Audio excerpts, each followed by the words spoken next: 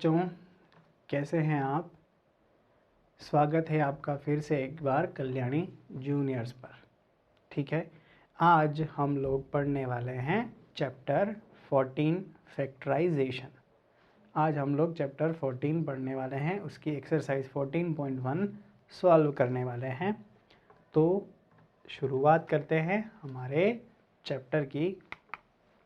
देखिए, फैक्टराइजेशन में हमें क्या क्या चीज़ें देखना है, क्या सीखना है।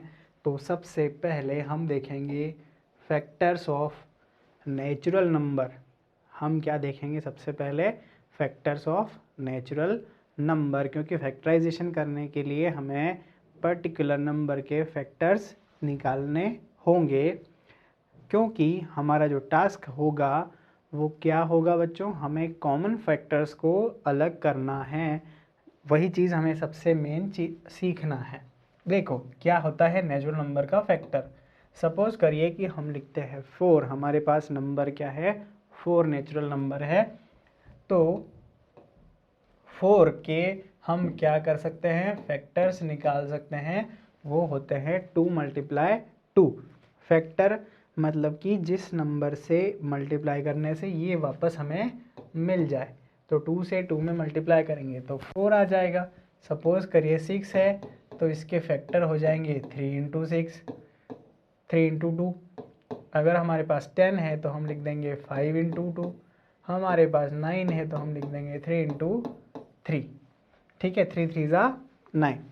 कुछ इस तरीके से नेचुरल नंबर के फैक्टर्स हमें पता करने हैं, क्योंकि फिर हम कॉमन फैक्टर को देखकर उसे अलग करेंगे, जो कि फैक्टराइजेशन में हमें काम आने वाला है। सबसे इम्पोर्टेंट एक चीज़ और होती है कि 1 जो है वो सभी का क्या होता है? फैक्टर होता ही होता है। 2 2 ज़ा 4 और 4 में 1 से मल्टीप्लाई करने से हमें 4 ही मिल रहा है। मीन्स जो है 1 सबके लिए क्या है? फैक्टर है कॉमन। 1 जो है वो सबके लिए कॉमन फैक्टर है। ठीक है बच्चों, एक चीज़ और अब देखते हैं, वो है फैक्टर्स ऑफ अलजेब्रिक एक्सप्रेशन। है ना बच्चों? क्या होगा? देखो अलजेब्रिक एक्सप्रेशन का अब हमें क्या करना है? फैक्टर देखना है। तो सबसे पहले देखते हैं कि अलजेब्रिक, जैसे मान लिया मैं लिखता हूँ x²। मैं लिखता हूँ x²।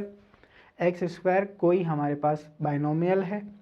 अब इस बाइनोमियल के हमें फैक्टर देखना है। तो बच्चों देखो, अगर मैं x में x से मल्टीप्लाई करता हूँ तो x² मिलता है ना। तो ये क्या हो गया? ये हो गया इसके फैक्टर। ठीक है, और मल्टीप्लाई में इसके भी अपन 1 तो मान ही सकते हैं।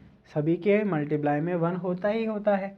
अब देखिए, अगर मैं कहूँ यहाँ पर कि एक्स वाई कोई मेरे पास एक्सप्रेशन है, मोनोमियल है, तो देखिए इसके फैक्टर कौन होंगे? इसके फैक्टर होंगे x × y। x × y करने से हमें एक्स वाई मिल जाएगा। अगर हम लिखते हैं यहाँ पर y² तो क्या लिख देंगे? y × y। तो ये चीज़ें हमें आगे एक्सरसाइज में क्वेश्चन को सॉल्व करते समय ध्यान रखना है। हमें सबसे पहले फैक्टर देखना है, और उन फैक्टर में से जो कॉमन फैक्टर होंगे उनको हम ब्रैकेट से बाहर लिखेंगे और फैक्टराइजेशन जो है वो करके देखेंगे। फैक्टराइजेशन करके हम आंसर को बताएंगे पर्टिकुलर क्वेश्चन का। तो देखिएगा, क्वेश्चन जो फर्स्ट है एक्सरसाइज 14.2 का क्वेश्चन फर्स्ट जो है वो क्या है? Find the common factors of the following given terms. देखो बच्चों, क्या करना है? जो टर्म्स हमें दे रखी हैं उनके कॉमन फैक्टर्स बताने हैं। तो देखो, सबसे पहला टास्क क्या होगा कि इसके हम लिखें, क्या लिखें? फैक्टर लिखें। क्या लिखें? सबसे पहले तो फैक्टर लिखते हैं। देखिए 12 के फैक्टर कौन कौन से होंगे? 12 के फैक्टर होंगे 2 × 2। 2 2 ज़ार कितना होता है बच्चों? 4, और 4 3 ज़ार होता है 12। ठीक है, 4 3 ज़ार 12। तो ये जो नेचुरल नंबर है इसके फैक्टर ये हो गए।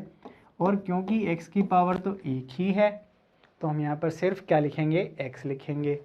अब हम देखते हैं 36 को। अगर 36 के अपन करें क्या फैक्टर, तो देखो बच्चों 2 का 2 में मल्टीप्लाई कीजिए, फिर 3 में कीजिए और फिर 3 में कीजिए। 2 2 ज़ा 4, 4 3 ज़ा 12, 12 3 ज़ा 36 और एक्स वाई तो इसमें है नहीं। तो देखो बच्चों ये कुछ इस तरीके से फैक्टर निकल गए दोनों नंबर्स के। तो अब हमें क्या करना है, हमें लिखना है कॉमन फैक्टर्स। हमें लिखना है कॉमन फैक्टर्स। तो कॉमन फैक्टर देखिए बच्चों, कॉमन कौन कौन से हैं दोनों में। यहाँ पर 2 कॉमन है, यहाँ पर ये 2 कॉमन है और ये 3 भी कॉमन है। सिर्फ कॉमन कौन नहीं है, ये x नहीं है और ये 3 नहीं है। तो देखो 2 मल्टीप्लाई 2 मल्टीप्लाई 3, या इसको 2 2 ज़ा 4, 4 3 ज़ा 12 लिख सकते हैं। तो ये हो जाएगा common factor of this given terms. इन दोनों टर्म के लिए ये जो है 12 कॉमन फैक्टर हो जाएगा। ठीक है बच्चों, हम देखते हैं हमारा ऑप्शन नंबर 2। ठीक है, तो देखो बच्चों ऑप्शन 2 देखते हैं क्या है, 14pq। अब 14pq के लिए फैक्टर निकाल लेते हैं सबसे पहले। देखो बच्चों फैक्टर क्या होंगे, हम करते हैं 2 का 7 में मल्टीप्लाई करते हैं, 2 7 ज़ा 14 हो जाएगा और मल्टीप्लाई में p और मल्टीप्लाई में q हम लिख देते हैं। तो ये तो इसके फैक्टर हो गए, किसके, 14pq के। अब हम चलते हैं 28p स्क्वायर q स्क्वायर पर। तो क्या होता है, देखो बच्चों हम करते हैं 2 2 ज़ार 4 और 4 7 ज़ा 28, 4 7 ज़ा 28, p स्क्वायर है तो p मल्टीप्लाई p और q स्क्वायर है तो q मल्टीप्लाई q। कुछ इस तरीके से 28p स्क्वायर q स्क्वायर के फैक्टर हो जाएंगे। और अगर हम कॉमन फैक्टर की बात करते हैं तो बच्चों वो होंगे 2, तो हम लिखेंगे 2 मल्टीप्लाई में हम लिख देंगे 7 क्योंकि 7 कॉमन दिख रहा है।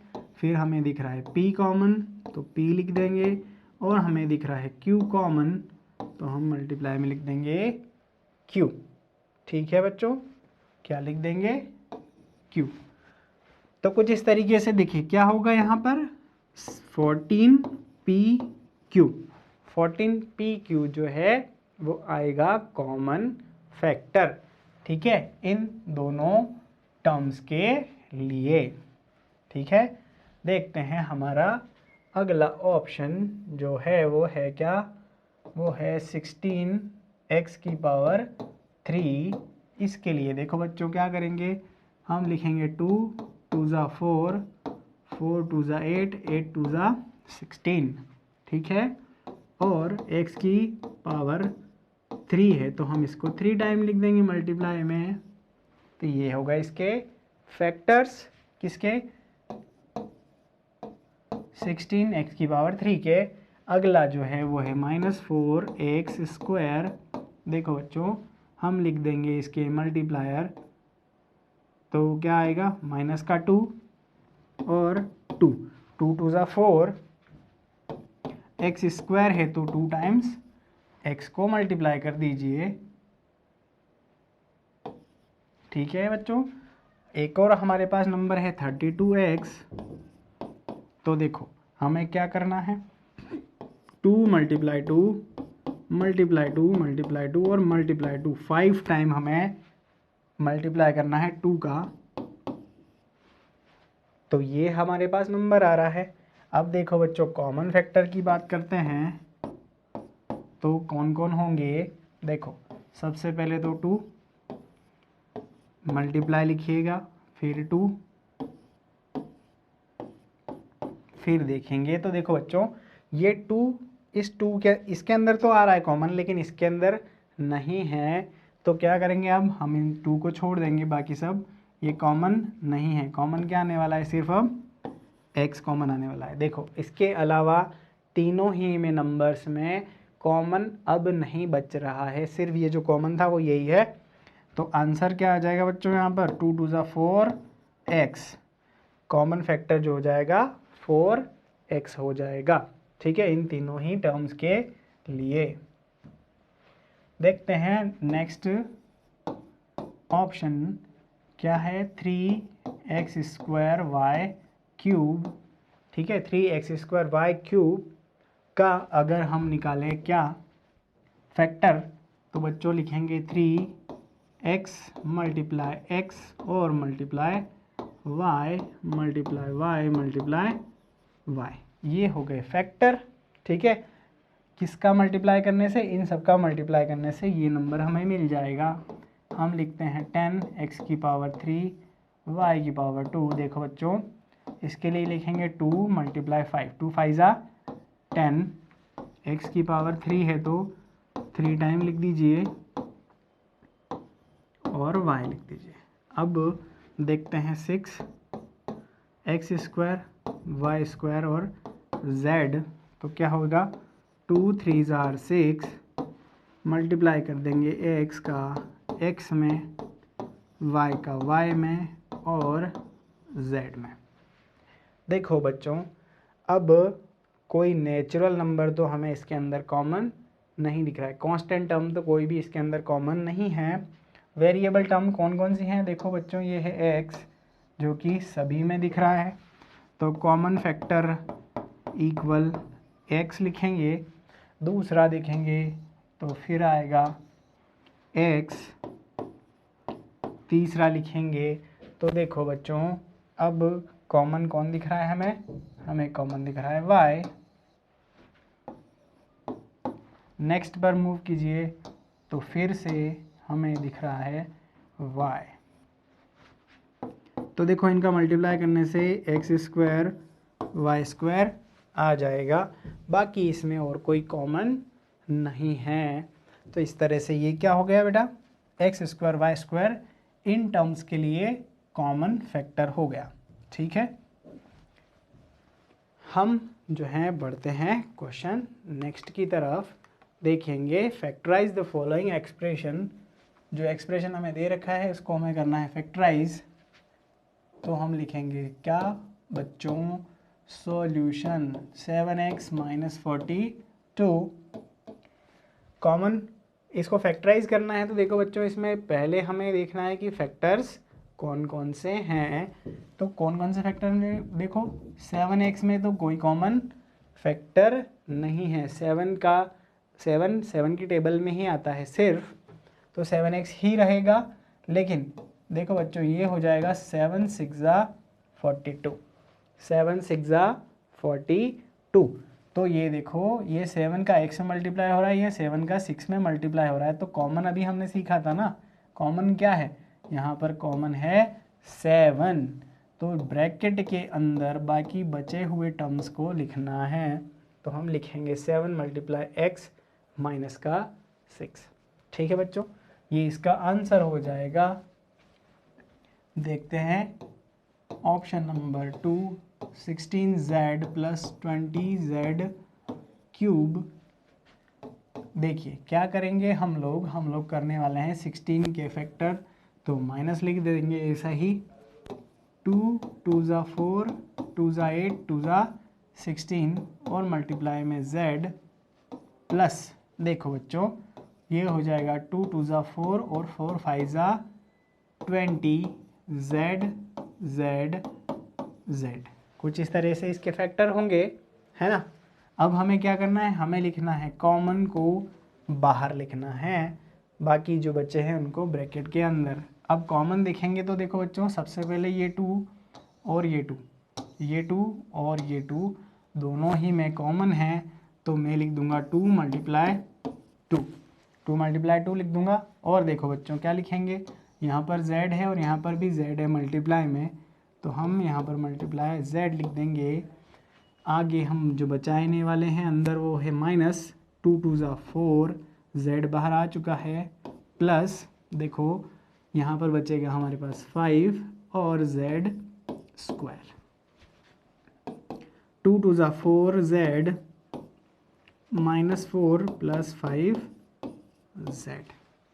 ये हो गया आंसर, मतलब फैक्टर बन गए हैं किन के लिए, -16z + 20z³ के लिए ये दो फैक्टर हमारे पास आए हैं। ठीक है, देखते हैं नेक्स्ट क्वेश्चन। इस एक्सप्रेशन को अब हमें क्या करना है, फैक्टराइज करना है बच्चों। देखो solution 20L² m plus 30AL m। देखो बच्चों क्या करेंगे, 2 2 ज़ा 4, 4 5 ज़ा 20, ठीक है, 20 के फैक्टर बना लिए, और L के factor L into L into M, और प्लस देखो बच्चों यहाँ क्या करना है, हमें करना है 2 मल्टीप्लाई 3, 2 3 ज़ा 6 और 6 5 ज़ा 30, ये 30 के फैक्टर हो गए।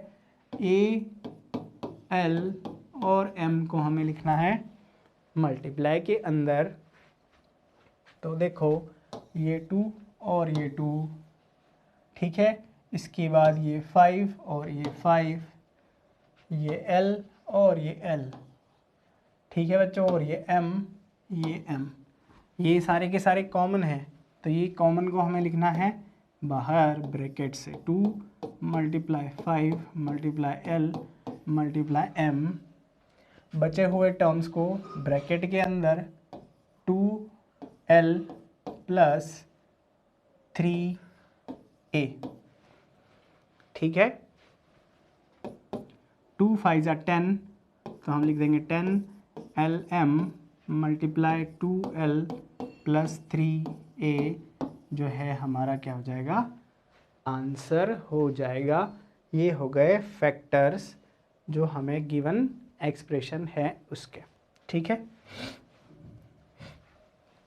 देखिए बच्चों एक और ऑप्शन हमारे पास यहीं दे रखा है, तो वो क्या है, 10A² minus 15B² plus 20C², ठीक है। देखो बच्चों क्या करेंगे, 2 5 are 10 और A² के लिए A इंटू ए लिख देंगे, माइनस देखिए अब लिखेंगे 3 5 ज़ा 15 B से B में, और देखो 20 के फैक्टर बनाएंगे तो क्या लिखेंगे, 2 2 ज़ा 4, 4 5 ज़ा 20, C से C में मल्टीप्लाई कर देंगे, ठीक है बच्चों। देखिए अब ये जो कॉमन टर्म्स जो हमने फैक्टर निकाले हैं उनके कॉमन चीज़ें देखते हैं, तो देखो बच्चों यहाँ पर 5 आ रहा है,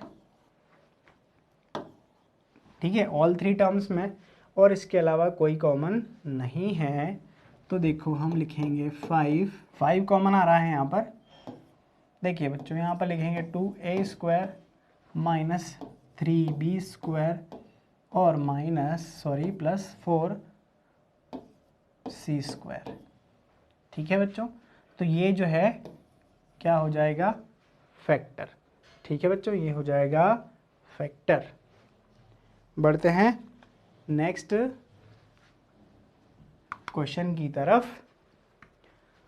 देखिए फैक्टराइज द फॉलोइंग एक्सप्रेशन, हमें इस एक्सप्रेशन का फैक्टर निकालना है, फैक्टर करके बताना है। देखिए -4A² plus 4AB minus 4AC को फैक्टर करने के लिए, देखो बच्चों हमें सामने ही यहाँ दिख रहा है, तो हम इसको फैक्टर नहीं लिखेंगे, डायरेक्ट कॉमन ले लेंगे। क्या लेंगे, चलो हम एक बार कर लेते हैं कि 4A इंटू ए लिख देते हैं, प्लस 4AB और 4AC, ठीक है बच्चों। देखो हमारे पास यहाँ पर आएगा 4 कॉमन एक तो, और एक आ जाएगा A, है ना बच्चों, यहाँ से 4 सब में कॉमन दिख रहा है हमें, और यहाँ से सब में A कॉमन हमें दिख रहा है, तो हमने यहाँ लिख दिया। जो बची हुई टर्म्स हैं वो कौन सी हैं, वो है माइनस का A प्लस का B माइनस का C, ठीक है, तो इसको मल्टीप्लाई से हटा के लिख देंगे 4A कॉमन है -A प्लस B माइनस का C, ठीक है बच्चों, ये इसका क्या हो गया, आंसर हो गया। देखते हैं इसको, क्या क्वेश्चन है, AX² है ना, तो हम क्या कर देंगे इसको, A into x into y plus B into x into y plus C into x into y देखो बच्चों ये फैक्टर लिख दिए हमने। अब फैक्टर लिखने के बाद देखते हैं कि कॉमन कौन कौन से हैं। तो ये तो 3 कॉमन हो गए और ये 3 इसमें कॉमन हो गए, बाकी कोई कॉमन नहीं है। तो मैं लिखूँगा x इंटू वाई, ब्रैकेट में लिखूँगा x a into x plus b into y plus c। ठीक है बच्चों, लास्ट जो टर्म है उसमें सिर्फ c बच रहा है हमारे पास। तो देखिएगा x y a x plus b y plus c।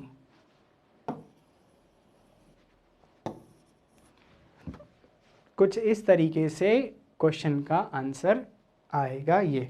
ठीक है बच्चों,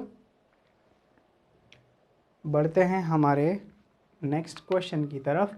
factorise 15xy minus 6x plus 5y minus 2, हमें इसको फैक्टराइज करना है। तो देखो बच्चों, लिखते हैं सबसे पहले 15xy minus 6x plus 5y minus का 2।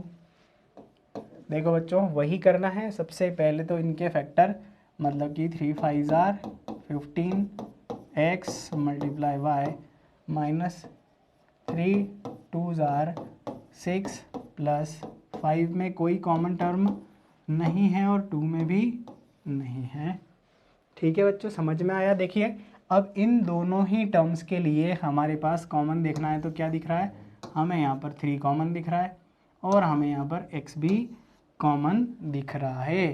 तो हम लिखेंगे 3 इंटू एक्स और ब्रैकेट लगा देंगे, हम लिखेंगे 5y माइनस 2, 5y माइनस 2।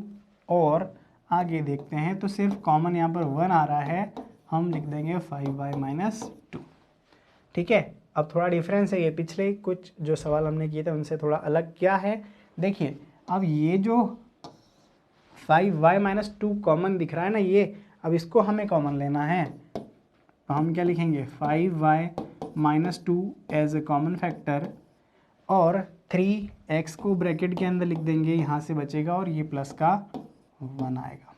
ठीक है बच्चों, तो 5y माइनस का 2 और ब्रैकेट में लिख देंगे 3x प्लस का 1, जो कि हमारा क्या हो जाएगा आंसर। ठीक है बच्चों, ये हो गया फैक्टराइज। ठीक है, देखते हैं हमारा next option for this question. देखिए बच्चों हमारे पास है ax plus bx minus ay minus by, हमें इसको करना है फैक्टराइज। तो देखेंगे क्या कि भैया a इंटू एक्स है प्लस b इंटू एक्स है माइनस a इंटू वाई है माइनस b इंटू हमारे पास है y।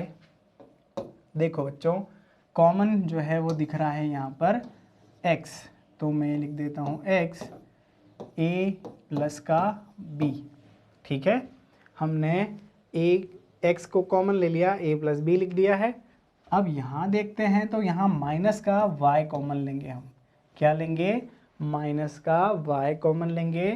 तो देखो बच्चों यहाँ पर बच जाएगा a और प्लस b ब्रैकेट के अंदर। अब आप देखेंगे कि तो ब्रैकेट जो है वो क्या है कॉमन है, एक जैसा है। तो हम लिख देंगे a प्लस का b और ब्रैकेट के बाद लिख देंगे x माइनस का y। इन दोनों ब्रैकेट्स को अगर अपन वापस मल्टीप्लाई करते हैं तो हमें ये एक्सप्रेशन मिल जाएगा। ठीक है, कुछ इस तरीके से ये क्वेश्चन था।